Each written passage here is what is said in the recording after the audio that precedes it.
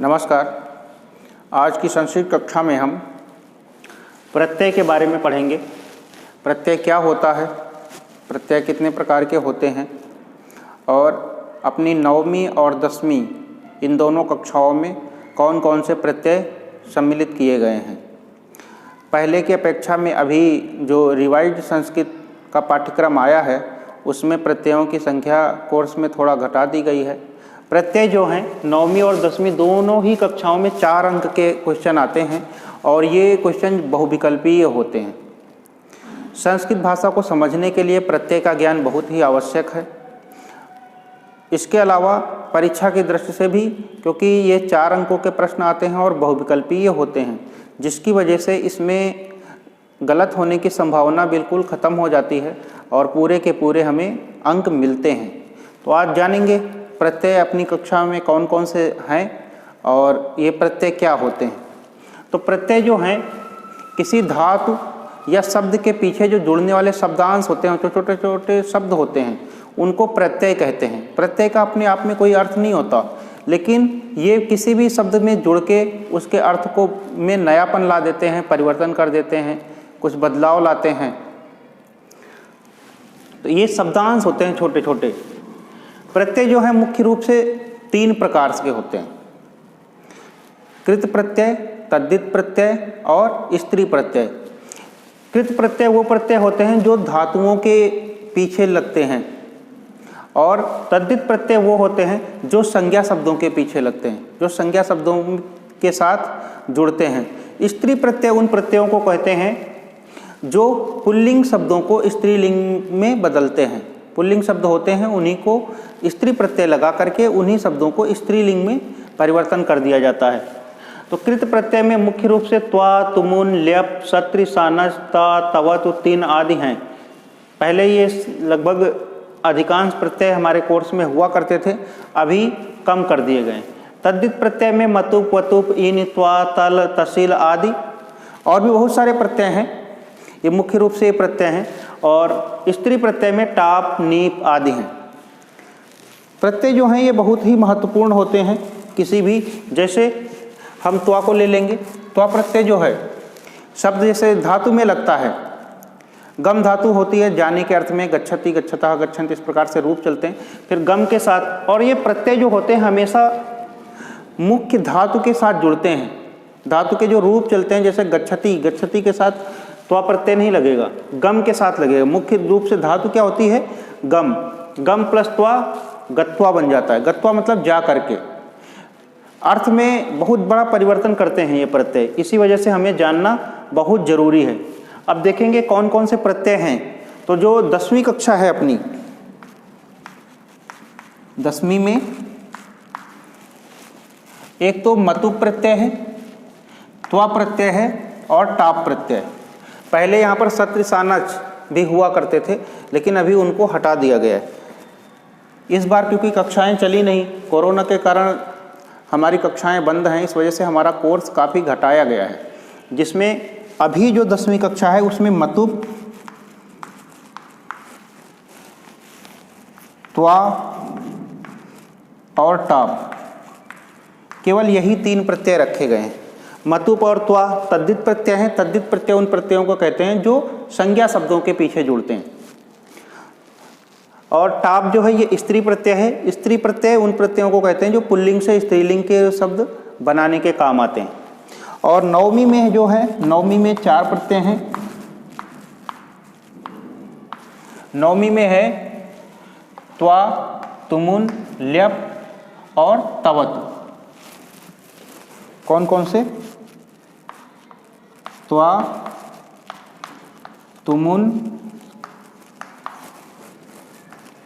ल्यप और तवत।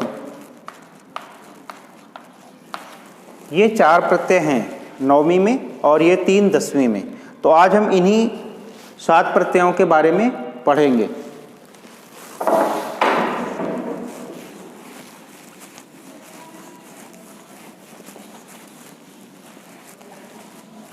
शुरुआत करते हैं मतुप प्रत्यय से। मतुप और वतुप दो एक ही तरह के प्रत्यय होते हैं। मतुप जो प्रत्यय है इसमें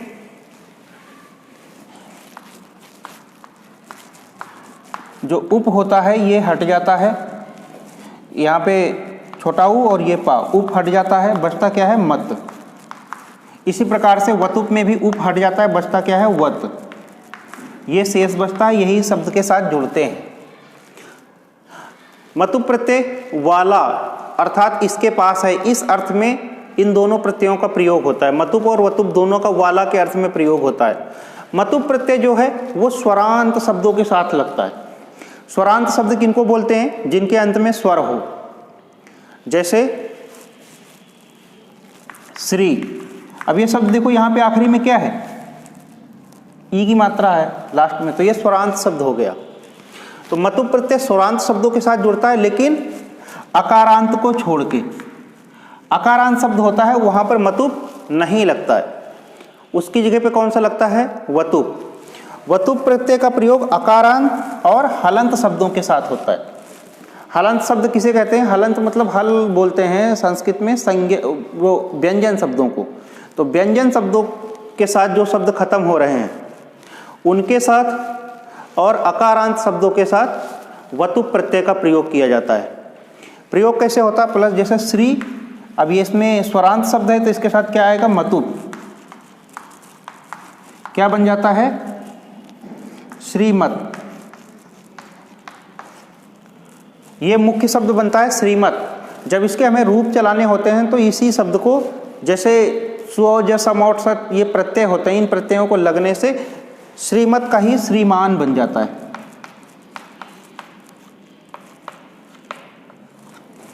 क्या बनता है? श्रीमान। ये मुख्य शब्द है और ये इसी से श्रीमत से बना हुआ इसका अगला रूप है श्रीमान। जब हमें रूप चलाते होते हैं तो श्रीमान शब्द बना करके फिर उसके रूप चलाते हैं। तो श्री प्लस मतुप क्या बन गया? श्रीमत। श्रीमत मतलब श्री वाला, जिसके पास श्री हो। श्री मतलब धन दौलत ऐश्वर्य, श्रीमान। इसी प्रकार से ये बन गया। तो देखते हैं और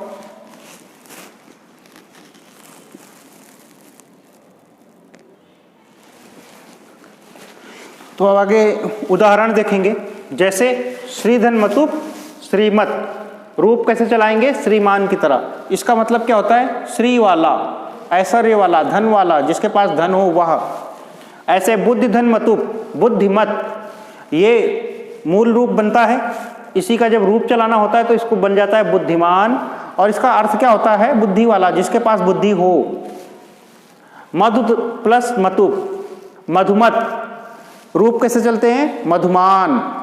अर्थ क्या होता है? मधु वाला। मधु मतलब शहद। धी धन वतुप, शब्द क्या बनता है? मतुप धीमत, और क्या बन जाता है? शब्द क्या बनता है? धीमान। धीमान मतलब धी मतलब विद्या, बुद्धि, जिसके पास बुद्धि हो, बुद्धि वाला, बुद्धिमान। अब देखेंगे वतुप का, उसमें भी वही वत शेष बचता है। बल प्लस वतुप बलवत। रूप कैसे चलेंगे? बलवान। इसका मतलब क्या होता है? जो बहुत बलशाली हो, बल वाला। रूप धन वतुप रूपवत, रूपवान, रूप वाला। इसी का रूपवत में जब स्त्रीलिंग बनाते हैं, इसी में जैसे वो स्त्री प्रत्यय नहीं बताया था, स्त्री प्रत्यय होता है, ई प्रत्यय लगेगा तो ये रूपवत का रूपवती हो जाएगा और ये स्त्रीलिंग में बन जाएगा। सारे बन जाएंगे। श्रीमान का श्रीमती, बुद्धिमान का बुद्धिमती, मधुमान का मधुमती, धीमान का धीमती, स्त्री प्रत्यय लगा करके ये सब स्त्रीलिंग में भी बदलते चले जाते हैं। हाँ, स्त्री प्रत्यय कहाँ लगेगा? इन शब्दों में लगेगा। ये अपना शब्द बन चुका है श्रीमान, प्लस उसके बाद स्त्री प्रत्यय लगाएंगे और इनको श्रीमती बना लेंगे। वैसे ही विद्याधन वतुप विद्यावत, विद्यावान। गुणधन वतुप गुणवान, गुणवत, गुणवान। इस प्रकार से ये बनते हैं। तो आपको ये जो परीक्षा में पूछे जाते हैं वो ऑप्शन के रूप में पूछे जाएंगे। कहीं पर आपको ये शब्द दिया रहेगा और पूछ लिया जाएगा इस प्रत्यय, इसमें कौन सा प्रकृति और प्रत्यय को अलग अलग करके कौन सा सही है। उसमें 4 ऑप्शन दिए रहेंगे, तो एक ये ऑप्शन दे देंगे। इसके बाद हो सकता है श्रीधन वतुप कर दें और 2-4 गलत ऑप्शन दे देंगे। अगर आप पढ़े हुए हैं तो पहचान लेंगे श्रीधन मतुप ही श्रीमत बनेगा, श्रीधन वतुप नहीं बनेगा। या और भी जो प्रत्यय गलत गलत उदाहरण दे देंगे प्रत्ययों से संबंधित, तो आप अगर से इसको एक बार ध्यान से पढ़े रहेंगे तो आप सही कर लेंगे। कहीं पर आपको इस तरह से दे देंगे और फिर 4 ऑप्शन में दे देंगे मधुमत, मधुमान, बलवत, कुछ भी दे देंगे उल्टा सीधा, तो आपको सही पहचानना होगा। सही क्या होगा? मधुमत। और ये दोनों ऑप्शन में कभी नहीं होंगे, या तो मधुमत होगा या तो मधुमान होगा। तो आप जो कोई एक जो उसमें मिलेगा वही सही होगा, दोनों देंगे ही नहीं। अगर दोनों 2 भी दिया है तो फिर ये वाला सही करना। इस प्रकार से प्रत्यय से संबंधित उदाहरण पूछे जाते हैं। तो आप इनको ध्यान से देख लेंगे, कॉपी में लिख लेंगे और थोड़ा अभ्यास कर लेंगे। है ना, बहुत आसान है। यहाँ कोई समस्या आ रही है? बस हमें ये प्रत्ययों के नाम अगर याद रहें, मतुप का मत शेष रहता है, वतुप का वत शेष रहता है। हिंदी अर्थों में अगर देखेंगे जो शब्द बनता है तो मतुप में मान, वतुप में वान। मूल शब्द में मतुप में मत और वतुप में वत। बस इतना याद रखना है। ये जो मतुप और वतुप प्रत्यय हैं, इनके जब रूप चलाते हैं तो रूप अगर पुल्लिंग में चलाना है तो पुल्लिंग में भवान, भवत एक शब्द होता है, इसके रूप चलते हैं भवान, भवंतो, भवंतः। तो पुल्लिंग में सब जब मतुप और वतुप प्रत्यय के रूप चलेंगे तो भवत के समान चलेंगे। नपुंसक लिंग में चलाएंगे तो जगत की तरह, और स्त्रीलिंग में जब रूप चलेंगे तो नदी या भवती की तरह, नदी या भवती। इस प्रकार से इनके रूप चलते हैं। अपने कोर्स में कौन था? त्वा प्रत्यय 10वीं में। त्वा और तल दोनों एक समान ही प्रत्यय होते हैं, जैसे मतुप और वतुप, तो हमने दोनों को पढ़ लिया। यद्यप कोर्स में क्या था? मतुप ही था, वतुप नहीं था, लेकिन दोनों एक ही समान है। इसी प्रकार से ये भी दोनों एक ही जैसे प्रत्यय हैं, एक ही अर्थ में प्रयोग होते हैं। मतुप और वतुप भी एक ही अर्थ में प्रयोग होते थे, और उसी प्रकार से त्वा और तल भी एक ही अर्थ में प्रयोग होते हैं। तो इनको भी हम दोनों को एक साथ ही पढ़ लेंगे। ये जो प्रत्यय हैं त्वा और तल, ये भाववाचक संज्ञा बनाने के लिए प्रयोग किए जाते हैं। किसी भी शब्द के पीछे जुड़ करके ये उसको भाववाचक संज्ञा में बदल देते हैं, इसलिए इनका प्रयोग किया जाता है। भाववाचक संज्ञा बनाने के लिए शब्दों से त्वा और तल प्रत्यय लगाए जाते हैं। अब इनके उदाहरण देखेंगे। जैसे मूर्ख, मूर्ख एक शब्द है, संज्ञा शब्द, किसी व्यक्ति को कह सकते हैं जो मूर्ख हो। इसमें त्वा प्रत्यय लगा दिया तो क्या बन जाएगा? मूर्खत्वम। मूर्खत्वम क्या हो गया? भाववाचक संज्ञा। भाववाचक संज्ञा आप लोग पढ़ ही रखे होंगे, जहां भावना प्रधान हो वह उसको भाववाचक संज्ञा बोलते हैं। इसी प्रकार से जो तल प्रत्यय है इसमें आ शेष बचता है, ताप शेष बचता है, ता और प्लस आ लग जाता है, ता। मूर्ख प्लस तल प्रत्यय क्या बन जाएगा? मूर्खता। महाधन तल महत्ता, पशुधन तल पशुता, गुरुधन तल गुरुता, लघुधन तल लघुता, मित्रधन तल मित्रता। इस प्रकार से ये प्रत्यय भाववाचक संज्ञा में शब्दों को बदल देता है। ऐसे ही जो अपने कोर्स में है त्वा प्रत्यय, वो भी मूर्खधन त्वा मूर्खत्वम, महाधन त्वा महत्वम, पशुधन त्वा पशुत्वम, गुरुधन त्वा गुरुत्वम, लघुधन त्वा लघुत्वम, मित्रधन त्वा मित्रत्वम। इस प्रकार से ये शब्द बनते हैं। तो बहुत ही आसान है, आपने वो ने देख ही लिया। हमें क्या याद रखना है? जहां पर भी इस प्रकार के शब्द आए, मूर्खत्वम, महत्वम, पशुत्वम, लघुत्वम, गुरुत्वम, तो ये शब्द कौन से प्रत्यय से बने हुए हैं? त्वा प्रत्यय। बस ये याद रखना। प्रत्यय का नाम अगर आपको याद रहेगा तो आप परीक्षा में इसको सही कर लेंगे।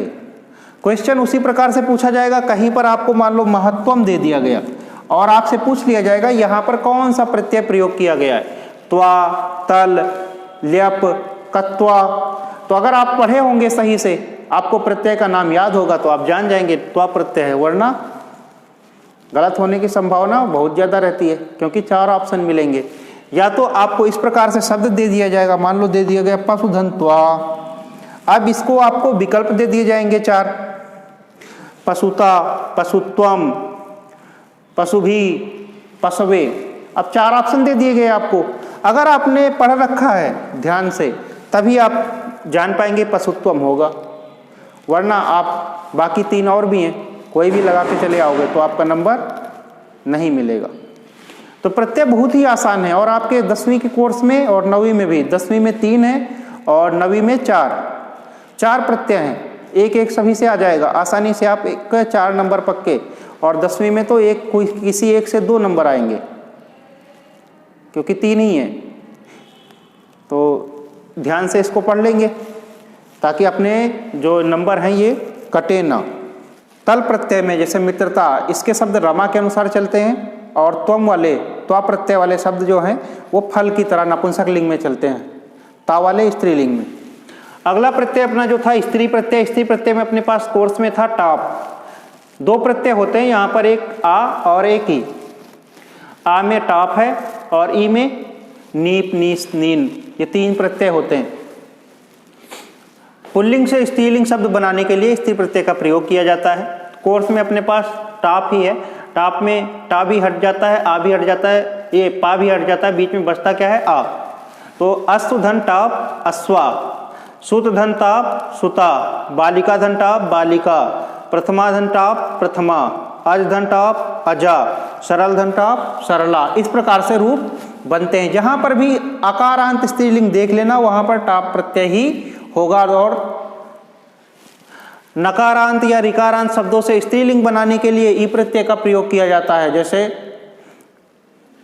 कर्त्री प्लस ई, कर्त्री, दात्री। इस प्रकार से कुछ भाववाचक जो संज्ञा होते हैं, जो समूहवाचक संज्ञा होते हैं, जैसे नद, नद से ई प्रत्यय होकर के नदी बन जाता है। इस प्रकार से स्त्रीलिंग में शब्द हमें जानते ही हैं कि 2 ही तरह के शब्द होते हैं, या तो आकारांत शब्द होते हैं या तो ईकारांत शब्द होते हैं, वो ही स्त्रीलिंग होते हैं। तो ये टाप और नीप प्रत्यय लग के ही बनते हैं। तो अपने कोर्स में यही है टाप, तो याद रख लेना। जहां पर भी प्रश्न पूछा जाए अश्वधन टाप क्या बनेगा, अश्वा, शुद्धन टाप क्या बनेगा, सुता, या सुता पूछ लिया गया इसमें कौन सा प्रत्यय है तो टाप, यही वाले पूछे जाएंगे क्योंकि कोर्स में यही है। और जहां पर बड़ी ई की मात्रा होती है वहां पर नीप प्रत्यय होता है, ई प्रत्यय। तो ये प्रत्यय बस इतना ही था। तो 10वीं के कक्षा में जो भी हमारे प्रत्यय थे आज हमारे यहाँ से समाप्त होते हैं। आप सभी 2-3 बार अच्छे से इसको समझ लें, अपनी पुस्तक में भी पढ़ लें, और सबसे मुख्य रूप से आप प्रत्ययों का नाम और किस अर्थ में ये प्रयोग होते हैं ये याद रखें। तो आपके 4 अंक पक्के हैं। 4 अंक का काम इतने से हो जाएगा। धन्यवाद।